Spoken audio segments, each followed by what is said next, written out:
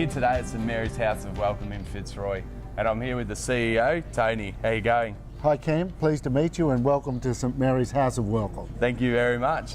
So what's the main thing you guys do here?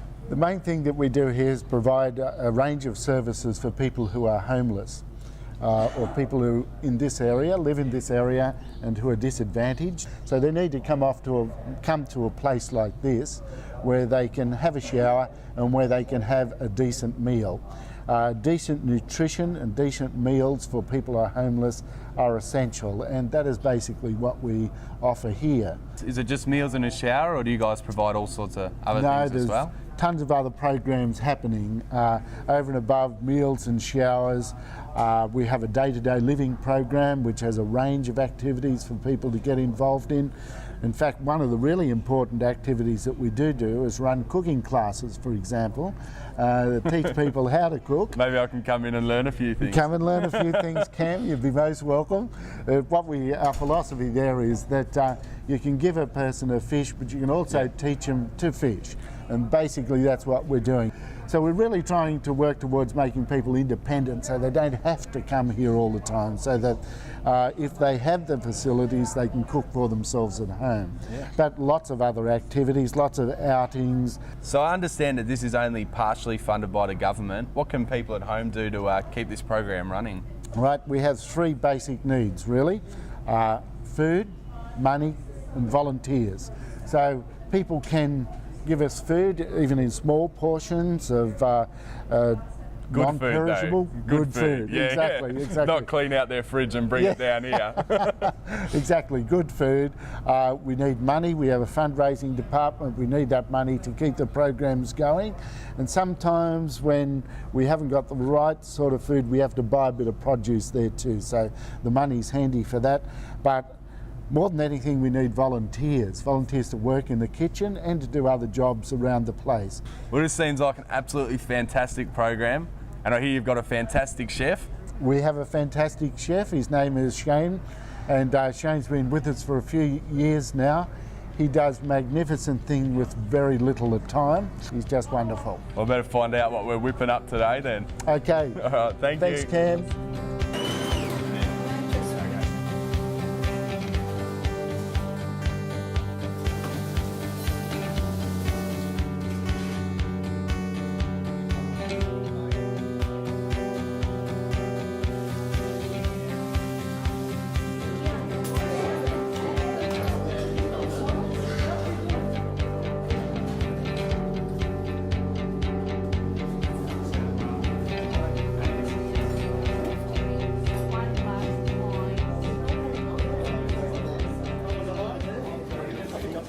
So after rave reviews over lunch, I've made my way upstairs to find out all the secrets behind Shane's famous soups. So what do you got for us today? Today we've got a pumpkin, ginger and orange soup, which I kind of discovered by default. So whatever was around. Exactly. All right, so what do we need to make it? All right, so what I've got here are some onions.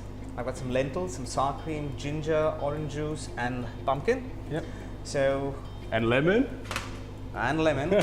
Secret ingredient. I just use the zest of a lemon. Yep. You could use orange zest, but I just think the lemon zest brings out a little more oomph in the soup. Yeah, nice. So what we do then, if you could get some oil into that pan. No worries. How much? Just a little bit, or? Just a little bit. Remember, this is a healthy soup. Okay. That's lovely. And we throw in the onions. Can we use any type? To be honest with you, I prefer the brown onions. Yep. But you use what you get. But that's what you've got, no worries. So gently saute till they actually get a bit transparent. I don't like them too brown, is because brown would mean caramelizing. Yep. And then the sweetness of the orange juice and the sweetness of the onions and the sweetness of the pumpkin is a bit too sweet for anybody. So for a savoury dish. Precisely. We've got some vegetable stock simmering away. I think what we could do is now add some lentils. All right. So this kitchen in here, this isn't where you normally prepare for the clients downstairs. What do you use this one for? This is where I have my Tuesday afternoon cooking class. This is the training kitchen. Yep. And it's very lavish. It is, and it's conducive to hands-on cooking, where people can actually be close to a stove and do cooking themselves. Because my classes are not cooking demonstrations; they are cooking classes where each one has their moment of glory in front of the stove. So the reason I put lentils in is I needed some protein in. A lot of people put potatoes in with their pumpkin soup, and that, according to me, is carbohydrates personified. Yep. So you don't want, you need to feed them with health, and lentils is the vegetable protein in the dish. So I just thought lentils add a different flavor, and it's a little more healthy. And it's something different. Once the lentils cook through, it actually thickens the soup. So it's not a runny thin soup, it is a fairly thick soup. Okay, so what do we throw in next? Next we throw in just a touch of ginger, so if you can use that spoon and take probably about half of that out. You don't want it to be too gingery, because the first flavors you get would be the ginger would mask the flavor of the orange and the pumpkin. So You can already smell it coming out. yeah. So what's next? All right, so we throw in the pumpkin. Smells fantastic already. So the pumpkin needs to be diced as small as possible or chopped up as small as possible, because the smaller it is, the faster it cooks. Yeah. So cooking at St. Mary's is probably a ready, steady cook every single day. A bag of mysterious ingredients is we don't have suppliers, so we depend on the generosity of people in the markets, big businesses, people in hospitality schools to give us their produce that they haven't used. Because I was speaking earlier with Tony, was saying you don't need to bring in hundreds of kilos or something. So if people at home or companies or wanted to give you guys a hand, what are the best things that they can do? Vegetables need not be the freshest, as long as they're vegetables. Meats of any description, What herbs, about, spices, dry goods? dry Yeah. goods.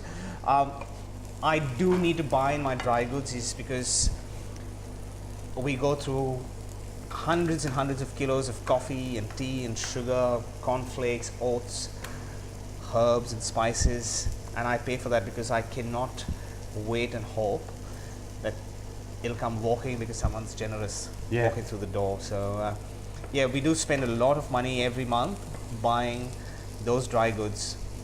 And are you looking for volunteers in the kitchen as well, or? I so depend on volunteers. I am the only person cooking in the kitchen, and if it wasn't for volunteers, I wouldn't be able to produce the food I do. So what's our next step? All right, so now we are going to add the orange juice in and let it reduce for a couple of minutes. If you notice now, the lentils are going to absorb all the goodness of the orange juice. With the back of your wooden spoon, you can actually check if the pumpkin is cooking. Oh, okay. I'm Yes, forward checking for consistency. Exactly. Yeah, it's coming along nicely. Great. So now what we'll do is we'll add some of the vegetable stock. Not all of it. Not all of it. You don't want. You could add some more a bit later if it's too thick, and let it simmer away till the pumpkin is really cooked. So this soup's not going to take a long time to cook then either. Not at all. It's not one of these ones that ticks over for hours and hours. Now this is keep it simple, keep it healthy, and keep it colourful. That's Yep. the way it is. Well, I think we're looking pretty good now. Pumpkin's nice and soft. Is that all we're after? That is correct. No worries. Let's get it. So we're going to transfer it into a container or into a pot. Just so we can process it. That's it, isn't it? Puree it. So if they've got a food processor at home, this would be the time to put it in there. It would. This is a beautiful soup though. I wasn't expecting this today. It smells amazing. Ready to go.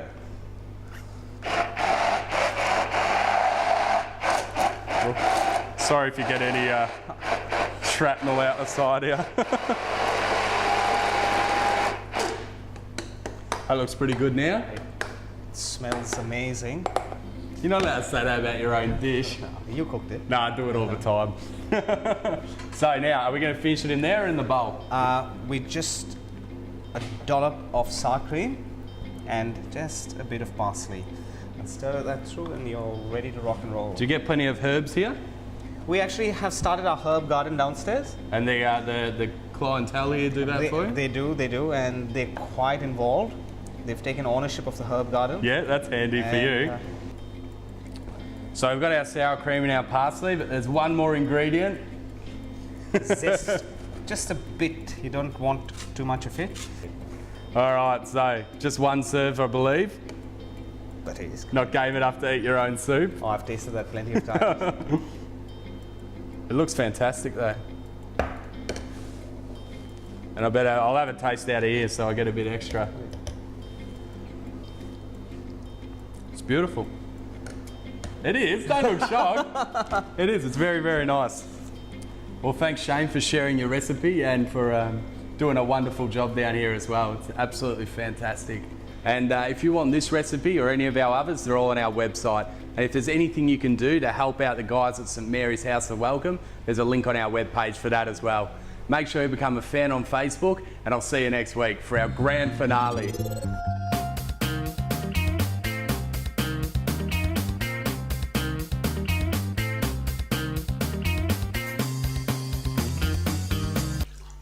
And make sure you keep your blueberries.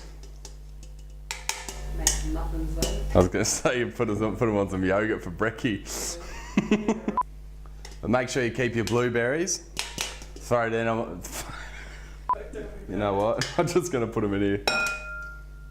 Oh no. Deep Ready? breath, deep breath. No, there's no breath that deep.